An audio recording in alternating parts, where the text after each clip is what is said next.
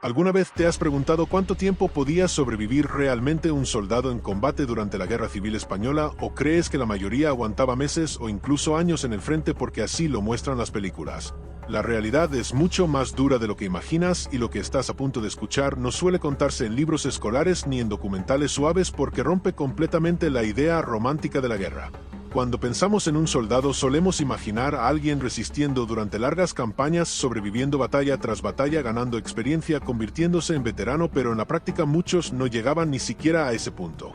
En algunos de los combates más intensos, el tiempo de vida en primera línea podía ser sorprendentemente corto. No hablamos de años, ni siquiera de meses, en ocasiones eran semanas, días o incluso horas, dependiendo del tipo de ofensiva y del lugar en el que se encontraban. Imagínate llegar al frente sin experiencia, con un entrenamiento mínimo, rodeado de ruido constante, disparos, explosiones, gritos, humo, caos absoluto, y sin saber realmente de dónde viene el peligro. Cada segundo que pasa es una ruleta. Y aquí viene una de las preguntas clave que casi nadie se hace: ¿qué es lo que realmente mataba antes a un soldado, el enemigo o las condiciones del propio frente? Porque no todo era morir en combate directo. De hecho, muchos caían por agotamiento, enfermedades, infecciones, falta de suministros o simplemente por errores humanos en medio del caos. Piensa en esto: estás en una trinchera, mojado, con frío, sin dormir bien durante días, con miedo constante, y de repente suena un silbato, comienza un ataque y tienes que salir sin saber si vas a volver a entrar.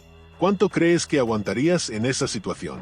La Guerra Civil Española no fue una guerra limpia ni organizada como a veces se pinta. Fue una guerra brutal, improvisada en muchos aspectos, con soldados mal equipados, con escasez de recursos y con un desgaste psicológico enorme.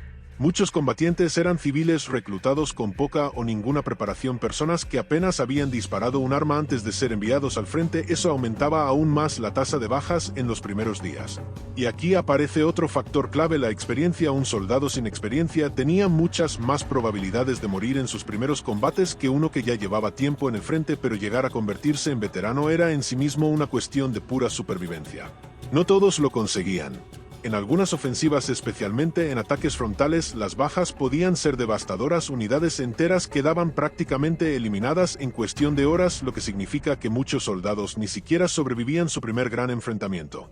Y si crees que esto solo pasaba en momentos extremos, espera, porque hay más.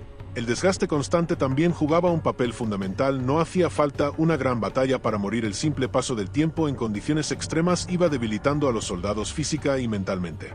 El hambre, el frío, el calor extremo, las enfermedades, la falta de higiene, todo eso convertía el frente en un entorno donde sobrevivir ya era en sí mismo una lucha diaria. Ahora bien, hay algo aún más inquietante. ¿Sabes qué era lo que más miedo generaba entre los soldados? No era solo el enemigo visible, sino lo impredecible: una bala perdida, un bombardeo inesperado, un fallo en la comunicación, un error de cálculo. Cualquier cosa podía acabar con tu vida sin previo aviso. Eso generaba una tensión constante que desgastaba la mente hasta niveles difíciles de imaginar. De hecho, muchos testimonios de la época hablan de soldados que no podían dormir, que vivían en un estado permanente de alerta, que desarrollaban lo que hoy conocemos como estrés postraumático, incluso antes de que existiera ese término. Y ahora te lanzo otra pregunta: ¿crees que era más peligroso avanzar o quedarse quieto? Porque avanzar te exponía directamente al fuego enemigo, pero quedarse también podía significar morir por un bombardeo o por un ataque sorpresa. No había una opción segura. La guerra en ese contexto era básicamente elegir el menor de los peligros, sabiendo que ninguno garantizaba sobrevivir. Y esto nos lleva a una conclusión incómoda: la vida de un soldado en combate no dependía solo de su valentía o habilidad, sino de una combinación de suerte, experiencia y circunstancias completamente fuera de su control. Pero todavía no hemos respondido del todo a la gran pregunta: ¿cuántos sobrevivían realmente? La respuesta no es simple, porque variaba muchísimo dependiendo del frente, del momento y del tipo de combate, pero lo que sí sabemos es que en situaciones de combate intenso la esperanza de vida en primera línea podía reducirse drásticamente. Y lo más duro es que muchos de esos soldados eran jóvenes sin experiencia, con toda una vida por delante que se truncaba en cuestión de días. Ahora, en la siguiente parte, vamos a profundizar en cifras concretas, ejemplos reales y situaciones que te van a hacer entender hasta qué punto la realidad superaba cualquier ficción. Ahora vamos a poner cifras sobre la mesa, porque es aquí donde la realidad empieza a golpear de verdad. En distintos frentes de la Guerra Civil Española, especialmente en ofensivas intensas, se estima que muchas unidades sufrían bajas altísimas en muy poco tiempo, en algunos casos más del 50% en apenas unos días.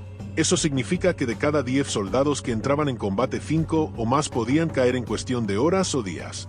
Pero hay algo aún más impactante: en ataques frontales mal coordinados, la esperanza de vida en primera línea podía reducirse a menos de una semana. Si menos de una semana.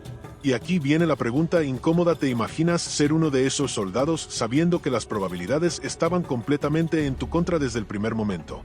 Muchos ni siquiera entendían bien la situación estratégica, simplemente recibían órdenes de avanzar. Avanzar hacia el fuego. Sin cobertura, sin información clara, sin experiencia. Y en ese contexto los errores se pagaban con la vida. Un paso mal dado, asomar la cabeza en el momento equivocado o simplemente no reaccionar a tiempo podía ser suficiente.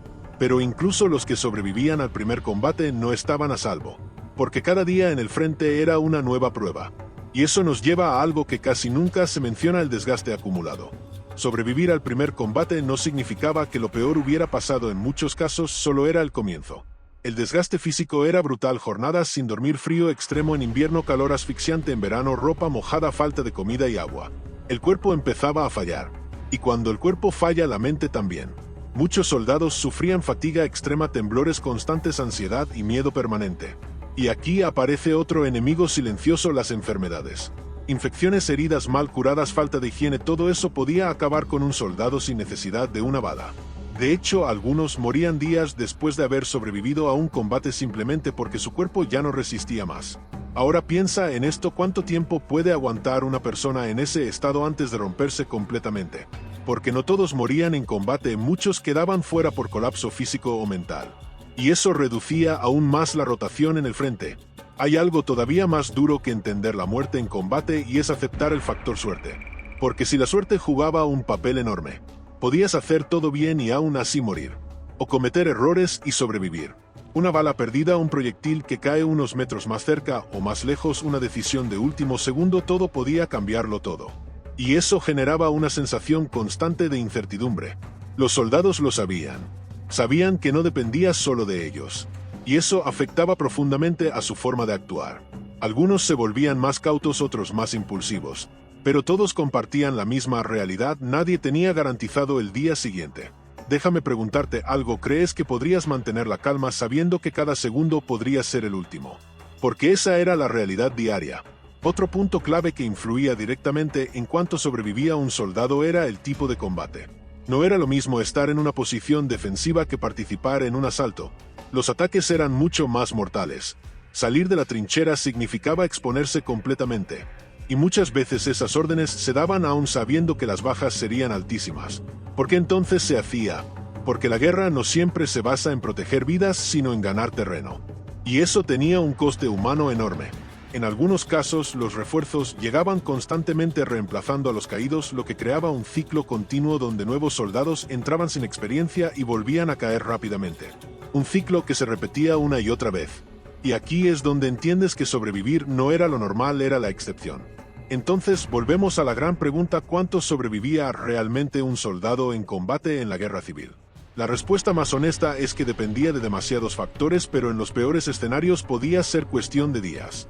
Días, no años, no meses, días. Y eso cambia completamente la forma en la que vemos la guerra. Porque deja de ser una historia de héroes y se convierte en una historia de supervivencia pura. De resistencia mental y física al límite. De personas normales enfrentándose a situaciones extremas. Ahora, después de todo lo que has escuchado, te hago una última pregunta. Sabiendo esto, ¿crees que la guerra se parece en algo a como la imaginabas? Si te ha impactado este contenido y quieres seguir descubriendo la realidad que no siempre se cuenta, suscríbete, porque aquí vamos a seguir profundizando en historias que cambian la forma de ver el pasado. Gracias por estar ahí y nos vemos en el próximo video.